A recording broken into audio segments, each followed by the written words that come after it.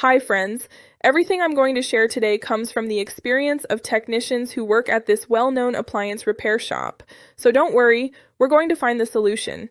When your GE oven displays the F200 code, there's no need to panic. This error usually indicates a problem with the temperature sensor or the communication between the sensor and the control board.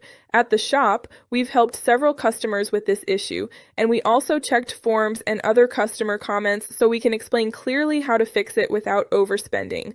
When customers arrive, many say, "I turned on the oven and suddenly F200 appeared and it won't heat at all."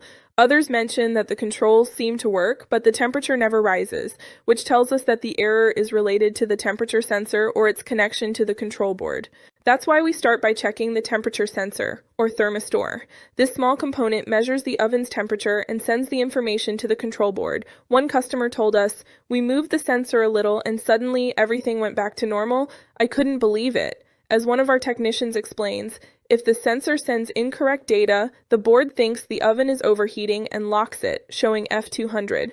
We also inspect the sensor's connections and wiring, because daily use can loosen or dirty them, causing incorrect readings. Some customers mentioned that after checking and securing the connectors, the error disappeared, and the oven worked normally again. Additionally, we pay attention to sensor calibration and the control board, since even a small misalignment can make the oven misinterpret the temperature. At the shop, we've seen customers surprised to find that simply replacing a faulty sensor or recalibrating the board made the oven work perfectly again. We also evaluate the power supply, because low voltage or fluctuations can affect the sensor and trigger F200. Some customers said that after checking the power and making sure it was stable, the error disappeared. GE technical bulletins recommend checking the sensor, connections, and control board first before replacing expensive components. Finally, we consider cleaning the sensor and its surroundings because grease or buildup can interfere with temperature readings.